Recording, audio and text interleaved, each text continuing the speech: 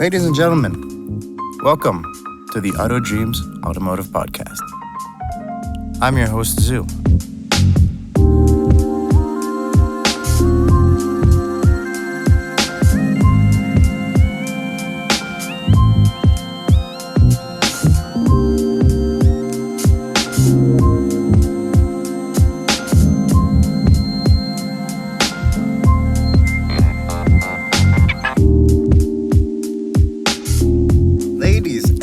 Gentlemen, welcome back.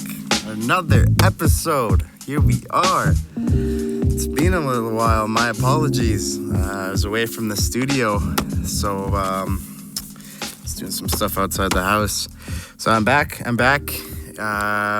Entropy, how are you doing over there, man? It's been a while. Hey, man, I'm good. Blessed. All right. Let's do it. So, what are we going to cover today? There's so much out there. So little paper. I put together a little thing, obviously about cars, different manufacturers around the world. So bringing in countries, different styles, different needs. There's a lot of cars out there, guys. I mean, you look at all the big cities, you look at the traffic jams, night and day. I mean, I wonder how many cars there is on the planet, the exact number. I mean, the first thing that comes to mind for most people is, pollution. It's happening. Just let it be. Cars aren't going anywhere. It's a big push for the whole electric scene and whatnot, but we'll see how that goes.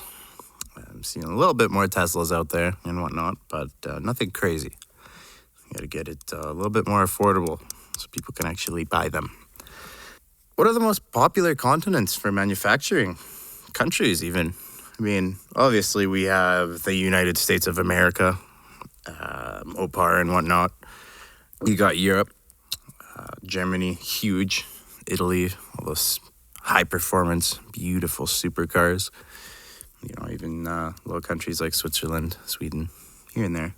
I guess Volvo isn't part of them anymore, but they had a good run. And Japan, one of my personal favorites. Obviously, China is a giant, but you won't ever see any of their brands out here, to my knowledge, on the North American continent. Now, the different variances of vehicles, we have SUVs, muscle cars, sport cars, sedans, wagons, coupes, hatchbacks. There's so many different ones out there. And, so many different models, it's almost hard to pick. I mean, when it really comes down to it, you're going to buy a car, whether it's new or it's used, kind of what you're looking for. If you got a family, you're probably going to want something bigger. But if you're the cool dad, you're going to want something a little faster as well. So, there's definitely options out there for that. But then also you got, your teenagers, you're going to school, you just want a little compact, get you here and there, A to B car. And then for all us car guys out there, we got our tuners, muscle cars, anything that you can modify, make fast, make cool, take it to shows, race it, do whatever you need to. So much out there. Different markets are everywhere, right? So usually in North America, you'll see lots of trucks. I noticed, especially here in Canada, and I've been down in the States many times. You see them as well. People are always hauling stuff, or just the fact that they want a truck, right? This is North America. You want a truck. And you can go places with them, which is nice. You get a nice 4x4, go off-road and whatnot. We have big roads. We have lots of roads. You go to countries like Europe, Japan. Continent like Europe and a country like Japan, where the roads are a little bit smaller, tighter towns, tighter back alleys, whatnot. You won't see very many of those big trucks. As a matter of fact, being European, the amount of times that I've been there, I have never in my life seen a Chevy Silverado or a big GM or a Ram or anything like that. There's just simply no market out there for them. The people don't need it. I was watching the Grand Tour the other day, and you see the little Ford Ranges. They get 5 cylinders in those things. How sick is that? Where are our 5 cylinders, Ford? Come on. Show North America some love. Jeremy Clarkson, preach it, please, because those were sweet motors. Even though that was a Richard Hammond car, I think he had the best one out of the three, but hey, that's a personal opinion. I'd love a 5-cylinder, no doubt. If I could afford an RS3, be all over it. But we don't get the hatchback. So what the hell is up with that? But sedans are cool too, so just roll with it. Japan's got some cool little cars. I mean, you look at all those little key trucks, like how dope is that? I drive a Toyota pickup myself. For those of you that follow my Instagram, you see me working away at that thing. Which, by the way, we're going to have a little changeover of project cars as the weather's getting a little bit nicer. So we're going to start working on the summer car, which I will reveal soon. But those key trucks, shit, I would own one. They're so tiny, you're sitting on the motor. You know, those guys drift them in Japan, and it looks so cool. You know, deliveries here and there. You could deliver tofu like good old Takumi Fujiwara. Can't afford an 8.6, go buy yourself a key truck. Drive up and down a mountain. And 2019, where are we going with, you know, big cars and the markets and really what's out there? We're starting to notice more and more of the electric market coming out, as I've mentioned before. You know, Tesla being very popular, Nissan had their plug-in hybrid Leaf. You got the Chevy Volt plug-in hybrid, BMW i3, and we're still looking on an exact date, but from what I've seen, 2019 Audi e-tron, or I guess 2020. I'm excited to see that one. That's a cool looking car. Well, you know, come down to range and what the batteries can really do, but it looks like a pretty cool car. I've driven a Tesla before, so if I were to put to comparison between a petrol-powered motor to an electric motor, those electric ones are so cool because they have pick up and go. Like you're 0 to 60 like nothing, and you're being blasted into your seat like a rocket ship. And then you hit a corner. Turns out, Teslas have lots of understeer. I wonder why. Get yourself a nice inline-6 rear-wheel drive car. In my opinion, that's my ideal. Or an inline-5, again. And just track the shit out of it. Whip it around corners. That's some fun stuff. So, I mean, what do you guys think? What's the introduction of the electric market look like? You think it's a good idea? You know, is it going to pop? I think it'd be great because lots of people out there are environmentalists. They care about what's happening to our world. And I'm sure if these cars were a little bit more affordable, more people would be hopping on them. And at the same time, you want that battery life, right? You want to be able to do a road trip without having to stop more than once or twice for gas. So, not to mention the fact that not everybody wants to sit and drink coffee for 15 minutes, half an hour, waiting for their car to charge up. When I could pay a kid at the pump to fill her up, and I could peel out of there like nothing ever happened. What else do we got? I mean, let's just talk about the new Supra. How about that? It's a controversial topic. I've talked to a lot of people about it. I've heard lots of talk about it in the car scene. Obviously, there's a lot of talk about it because, I mean, it's the Supra, guys. This is Fast and Furious brought it to life, and not even that. It's just Toyota itself, the original, the 2JZ, the GTE twin-turbo motor paired with an insane 6-speed manual transmission in a rear-wheel drive coupe that A, looked amazing, B, handled amazing, and C, was fast as hell, is coming back. Now, here's the problem with that. It's not going to be the same. Simply because it's like however many years later. They can't build the same car as they did back then. The emissions laws weren't the same. Everything was a lot cheaper to build, to manufacture, where here they have to outsource their motor from another company. In this in particular car, that being the Bavarian Motorwerken, a BMW inline-6 in the Toyota Supra. Some might say, what the hell? Others might say, cool. Sits on the same chassis as the Z4. The Z4 is going to look badass. The new Supra is going to look badass. Which is going to be better? I don't know. It hasn't come out yet. And I know for a damn fact, as soon as that car drops and people can get their hands on it, oh man, it's going to be test drive after test drive after test drive after review. And it's going to be off the charts. I can't wait because I want to know what people think. If I can get my hands on one, I will sure as hell drive it as well. Maybe I'll even talk about it.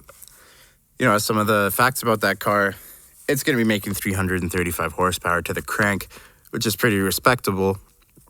But are you going to be able to tune that engine to the same power capacities as the old 2J? Maybe. In that car? Maybe. You know, they're saying that it's supposed to be a track monster. Actually, a little fun fact, the little S in the word Supra on the back is supposed to be designed after an S-bend on a racetrack. So that's a cool little thing. I read on their website, actually, Toyota. Very interesting. I mean, the car itself was developed by an outfit called Gazoo Racing in Japan. They have a lot of good racing heritage, and I think if the car is fully backed by them, it's got to perform somehow. I mean, those guys have had some outstanding builds for sure. I mean, 8-speed semi-automatic with the paddle shift, as most cars nowadays. I believe there's supposed to be a stick shift option. Yeah, I'm not 100% sure about that one. I really hope there is, because that would be pretty sweet. They're saying about 4.1 seconds 0 to 60 with a limited top speed of 250 kilometers an hour, which I hit 240 in my 97 Prelude. Whap, whap, whap. See what happens when you take off that limiter. It comes standard with the active diff and adaptive suspension. So in that diff, you're having you get an electronic motor and multi-plate clutches to control lateral torque. So it's got a stepless variable locking from 0 to 100%, which is super neat. Lots of these new companies are doing all this crazy electronic stuff. And I know Toyota, being as reliable as they are, it should be pretty neat to see what they have come up with in this car. I mean, in a track mode, I would assume that that's going to prevent oversteer and really help the car stick to the ground. So that'll be nice if you want to, have a daily driver or a summer car that you can take out to the track, not have to do anything to it. But that's a feature that I really want to see reviewed and tested out, because that really interests me. Diffs are something that's really cool. I've always liked the different technologies and differentials, because that's a very key feature, especially in a rear-wheel drive car. And then you got your all-wheel drive cars like the Evo, for example, with the AYC pump. I thought that was pretty damn cool. That's a revolutionary piece, and what they were able to achieve with that, and the handling is just phenomenal. So looking forward to see what that guy works like. So it's got a 50-50 weight distribution, which is nice, as all sport cars should have.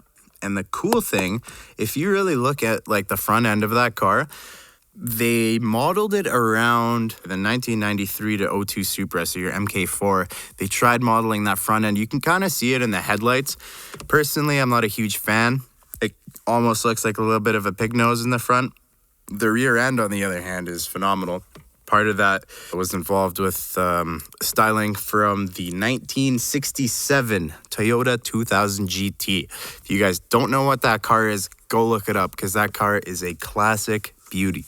I mean, just the lines, and for that year, for 67, that car looked amazing. So I'm really happy that they implemented that design into the new car as well. You can kind of see it. I'd see it a little bit more just in the chassis shape and whatnot, a longer front end, but it's definitely cool that they're bringing back history like that. So it's good that they're thinking about their heritage, because Toyota's got some killer heritage. I mean, that's about all I can tell you. If you guys want to do some more research, check out Toyota's website. It's got the full laydown. It'll give you all the specs, all the dimensions of the vehicle. So if you're interested in it, go check it out for sure.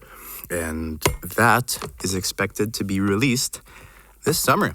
So get ready for the videos, because there's going to be a lot of them. Pick your favorite and let me know. So really, I mean, we've kind of went over very vaguely a little bit around the countries and whatnot. If there's anything else you guys want me to touch on, let me know. Really not much more I can say. What are the biggest manufacturers, I guess? You got North America, you got Ford towering. GM is a huge one. Chrysler, all that good stuff we all know. The Mopar, and muscle side of things here. We like to build bigger cars, and then you can get all the little Japanese legends. You got your Toyotas, your Hondas, Subaru. Very popular here as well, especially on the snow. I can hear you vaping back there, so it's kind of ironic as I said Subaru. Wink, wink to all you guys. If there's anything else, you guys let me know. Again, I apologize for being away for a little while here as well as on my Instagram. I haven't really been up to date with the posting. I've been kind of MIA for the past week, but I'm going to try and get back on that. Next episode is going to be a cool one because we're going to be doing an interview. I will touch on that later here today. But for now, I want to go into some motivation and wellness and talk to you guys about how to better yourself. Easy ways. Just start out, you kind of like myself, for example. I wanted to figure out how I could become successful, watching all these videos, going through all these mentors and listening to all these things that people have to say everywhere. And one thing I found is they don't seem to ever get down to like the very, very root point, which kind of sucks because you're listening to a podcast or an interview and they all out of nowhere, they start out with, oh, yeah, and, I met this guy and he was kind enough to lend me $1 million for my business startup, and all of a sudden I'm here, with whatever vocals in between. But there's very few people that I've heard out there that actually tell you how to start from the bottom and build your way up, because there isn't a success story that doesn't start with grief and hard work. It's just the way it goes. And I think it's very, very important. I mentioned that in one of the other episodes, that failure is one of the most amazing things that can happen to you in life, because that's where you're going to learn the most. So don't be afraid of that. You'll hear people tell you, conquer your fears, look them in the eye, look that damn tiger in the eye and take him down. Sure, whatever. Personally, I think you gotta take your time, and you have to get comfortable with your surroundings. You have to have a goal, a plan. You need to know how to start moving yourself forward. What steps can you start with? I mean, not everybody's going to have access to everything right off of the bat. You have to better yourself to yourself before you can really branch out and get out there into the real world. So, I mean, daily life, that's a huge one. How you present yourself as a person, how much you respect yourself as a person, really everything surrounding yourself. You are your own universe. You should be the most important person in your own life. A simple little step to that, where I really started out with, because I was boggling my brain, right? Like I didn't know. I was fucking tripping over my own feet, trying to figure out how these guys are all getting rich so fast, or this or that. And I realized that it's all very vague, and that I should stop focusing so much on everybody else's success story and start focusing on my own. So what I covered in some of the other episodes, not being a lazy ass and sitting on the couch and doing nothing with your day, plan out your week, this, that, it all comes along with getting into habits. They say it takes 30 days to start a habit. 30 days really isn't that much. And start with the little things, guys, like your house, wherever you're living at. Notice the little imperfections in your life that you could take half a second to fix. And once you start getting into that groove, developing that habit, then you're really going to start motoring along, and all you're going to want to do is improve yourself. Because lack of motivation is a huge thing, especially now we're in 2019. You get all these motivators working on personal gain, but how much are they trying to help? What are they reaching out to? And by all means, I'm not, shitting on anybody out there, because I think it's great what those people are doing, talking to people. But when it really comes down to it, you can listen to somebody tell you something over and over and over again. It's like talking to a dog. He's just going to be sitting there staring at you going, damn, what does this bitch want? And you're just yapping along. What you need to do is pull that information and either take it in and then let it out with your actions, or just keep on doing whatever the hell you're doing that's not getting you anywhere. It's a choice. It's all in your head. That's life. We have these crazy things underneath our skull, and I think lots of us are not trying to realize its full potential. So as I was saying, living your day-to-day life, there's always something you can improve. You know, when you come home, clean up after yourself. If you make some food, if you're not in a rush to do something, why not just take that plate, take the pan, whatever, rinse it off, put it away, have everything nice and clean. Make sure you water your plants, get on a schedule, take out your garbage, take out your recycling, fold your clothes. Like, it's just the little things. You're probably laughing at me preaching right now. Okay, Mom. Yeah, that's what I said exactly to my mom. I said, okay, Mom. And then I started living on my own. And I was like, holy shit. This sucks. If I come home and there's a mess in my room, there's clothes everywhere, I feel like shit because it's just not right. If you're living in a cluttered environment, your mind is going to be cluttered. That's what it's going to be used to. And I can tell you this out of personal experience that if you clean up your shit and keep cleaning it up and just follow that track, and once you get into that groove of being a cleanly person, it's going to clean up your mind a lot. You're going to be able to think more openly. You're going to worry less. This is at least my personal experience. I have the confidence to go outside and I don't have to worry about shit left at the house that I have to deal with. But now I can plan out my day, plan out my week, and I know what I'm going to do that's going to be productive and help me better myself as a human being. Because that's you guys just need to remember that. We're not living on this planet for anybody else or anyone for that matter. You're living for yourself, and you have to better yourself because all of us have potential. I hate it when people say that they're not good at something because they've done it twice and they're not good at it. Practice. Do it again and again and again and again until you get good at it. That's life. You can get good at anything if you just put your mind to it. If you have a dream and you really want to chase that dream, if you focus on it enough, you will achieve it. I promise you that. You just got to keep plugging away. Do every single thing, the tiniest things, to make sure you're growing yourself. Family, the most important thing to anyone on the planet. I would drop everything right now if my mom called me and said, hey, I need your help. No matter what the hell I'm doing, I would drop it and I would go because they were there. Friend groups, you have to surround yourself by the right people. I went through high school and it sucked because I chose the wrong crowd. I mean, don't get me wrong, it was a great time. But now I look back at it and it's like, hey, had I have actually done the required work and put my brain into it, where could I have been now compared to where I am now? And I mean, I'm not complaining about where I'm at now because I'm happy with my life. I'm happy with how I live my life. I'm happy with who I'm surrounded by because, again, that's very important. But if you find yourself around people that are bringing you down and you get that little thought in the back of your head, because you will always get that, it's your conscience. It'll tell you the right thing. You just probably don't recognize it half the time.